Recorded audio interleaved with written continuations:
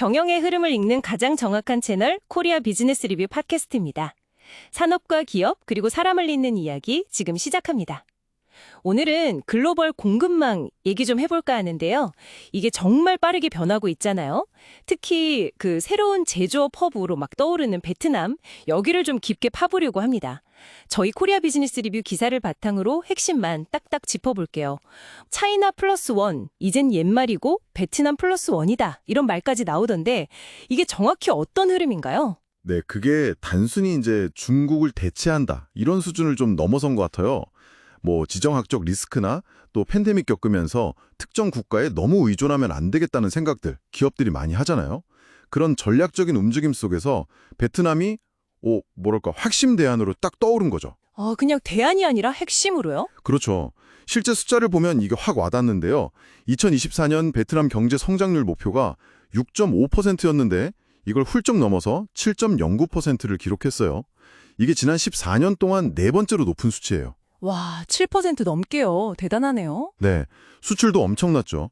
전년보다 14.3% 늘어서 4,055억 달러. 어휴, 특히 그 전기전자랑 의료 쪽이 확 끌어올렸습니다. 야, 성장세가 정말 무섭네요. 그럼 글로벌 기업들도 진짜 베트남으로 막 가고 있겠어요? 삼성전자 베트남 법인이 현지 500대 기업 1위 했다는 기사도 봤고 애플 움직임도 예사롭지 않다면서요? 맞습니다. 특히 애플이 상징적인데요.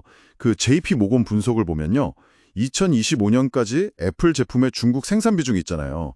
이게 95%에서 75%까지 줄어들 거라는 거예요. 20%포인트나요? 그럼 그 빠지는 물량을? 네, 상당 부분을 바로 이 베트남이 가져갈 거다 이렇게 보고 있습니다. 좀 더 보면 에어팟은 한 65%, 아이패드랑 애플워치는 20%, 맥북은 한 5% 정도, 이 정도가 베트남에서 만들어질 거란 전망이죠. 이야, 구체적인 수치까지 나오니까 실감이 확 나네요. 그럼 투자도 많이 들어가겠어요? 당연하죠. 외국인 직접 투자, FDI라고 하죠. 이게 2024년 상반기에만 전년 같은 기간보다 13.1% 늘어서 거의 152억 달러가 들어왔어요. 근데 중요한 건 이 돈의 70% 이상이 가공제조업 이쪽으로 몰렸다는 거예요. 아하, 그러니까 다들 베트남을 생산 기지로 확실히 보고 있다는 거군요. 그렇죠. 명확한 증거죠. 근데 왜 하필 베트남일까요? 물론 인건비 싸다는 건 알겠는데 그것만으로는 좀 부족할 것 같거든요. 네, 정확히 보셨어요. 여러 가지가 있는데 일단 위치가 좋아요. 동남아 딱 중심에 있잖아요. 아시아 다른 나라는 물론이고 다른 대륙이랑 교역하기도 편하고요. 그리고 또 그 무역협정, 이게 큽니다. CPTPP나 RCEP 같은 큰 FTA 회원국이라서요. 전 세계 GDP 30% 넘는 시장에 그냥 쉽게 접근할 수 있는 거죠. 아, 무역 환경이 좋군요. 그럼 사람은요? 노동력은 어떤가요? 그게 또 베트남의 진짜 강점이죠. 젊어요. 평균 연령이 32.5세밖에 안 돼요. 그리고 경제활동 핵심인 20대에서 40대가 전체 인구의 거의 절반, 한 46% 정도. 와, 젊은 나라네요, 진짜. 네. 그리고 최저임금도 지역 따라 다른데 월 140달러에서 한 200달러 수준이니까 아직 가격 경쟁력 충분하고요. 여기에 또 정부가 어마어마한 혜택을 줍니다. 세금 혜택. 아, 세금. 어떤 식으로요? 외국인 투자 기업은요. 처음 4년 동안은 법인세를 아예 안 내도 돼요. 네, 4년 면제요? 와. 네. 그리고 그 후에도 오랫동안 감면 혜택을 주니까 기업 입장에서는 이게 정말 매력적일 수밖에 없죠. 그렇겠네요. 이런 장점들 덕분에 이제 베트남이 단순 조립 공장을 넘어서 반도체 같은 첨단 산업 쪽으로도 막 나아간다는 얘기도 있던데요. 맞습니다. 베트남 정부 의지가 강해요. 2030년까지 반도체 공장 20개 이상 짓겠다 이런 목표를 세웠거든요. 이미 하나마이크론이나 엠코테크놀로지 같은 글로벌 후공정 기업들이 크게 투자했거나 하고 있고요. 그냥 물건만 만드는 게 아니라 좀 더 부가가치 높은 산업 생태계를 만들겠다는 거죠. 디지털 전환도 밀어붙이고 있고요. 와, 포부가 대단하네요. 근데 이렇게 막 크다 보면 문제점도 좀 있을 것 같은데요. 고질적인 약점 같은 거요? 당연히 있죠. 가장 큰 건 역시 숙련된 기술 인력이 부족하다는 거예요. 특히 이런 하이테크 산업 투자가 늘면 고급 인력이 많이 필요한데 아직 그 공급이 좀 못 따라가고 있어요. 아, 인력 미스매치 문제군요. 또 다른 건요? 인프라도 아직 좀 부족하죠. 도로, 항만, 철도 같은 물류 인프라, 개선이 필요하고요. 근데 사실 더 심각한 건 전력 부족 문제입니다. 전력이요? 네.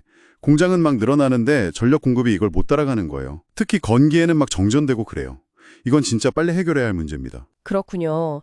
그런 어려움이 있는데도 2025년 전망은 그래도 밝게 보는 것 같더라고요. 아까 2024년 성장률이 동남아 최고였다고 하셨고 내년 목표도 6.5에서 7% 잡았는데 총리는 막 8%까지도 얘기한다면서요. 네, 전반적으로 제조업 경기가 살아나고 있고 수출 전망도 괜찮거든요. 그리고 또 재미있는 게 전자상거래 시장이 엄청 커지고 있어요. 그러면서 물류 산업이 연평균 14에서 16%씩 튼대요. 와, 물류가 그렇게요? 네.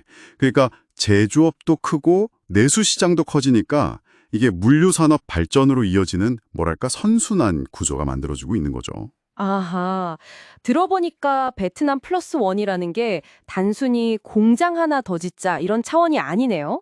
이 글로벌 공급망 재편이라는 큰 흐름 속에서 베트남이 자기만의 중요한 위치를 딱 차지하게 됐다. 뭐 이렇게 봐야겠군요. 네, 바로 그겁니다. 이제 뭐 한 나라에 올인하는 시대는 지났고요. 기업들도 위험 관리 차원에서 여러 나라의 생산 거점 두는 플러스 매니 전략으로 가고 있거든요. 베트남이 지금 말씀드린 그런 인프라나 인력 문제들, 이런 과제들을 잘 해결해 나간다면 뭐 중국 대안을 넘어서요. 글로벌 공급망에서 진짜 독자적인 핵심 허브로 더 단단히 자리 잡을 가능성 충분하다고 봅니다. 네, 오늘은 정말 뜨거운 감자죠. 글로벌 공급망의 새로운 강자, 베트남의 가능성과 또 해결해야 할 과제들까지 속도감 있게 짚어봤습니다. 이 변화가 앞으로 우리 경제나 기업에 어떤 영향을 줄지 계속해서 좀 눈여겨봐야 할 것 같습니다. 그렇죠. 이 공급망 재편이라는 게 단순히 그냥 공장 위치만 바꾸는 게 아니라 어쩌면 글로벌 경제 패러다임 자체가 바뀌는 신호일 수도 있거든요. 뭐 베트남 다음은 또 어디가 될지, 아니면 이런 다변화가 세계 무역 지도를 또 어떻게 바꿀지 계속 생각해 보는 것도 흥미로울 겁니다. 감사합니다. 이상 코리아 비즈니스 리뷰 팟캐스트였습니다. 아, 그리고 마지막으로 한 가지. 코리아 비즈니스 리뷰의 팟캐스트는 곧 유료 구독이 될 수 있으니까요. 미리 구독을 눌러놓으신다면 계속 무료로 들으실 수 있겠죠? 그럼 다음 시간에도 깊이 있는 이야기로 찾아뵙겠습니다.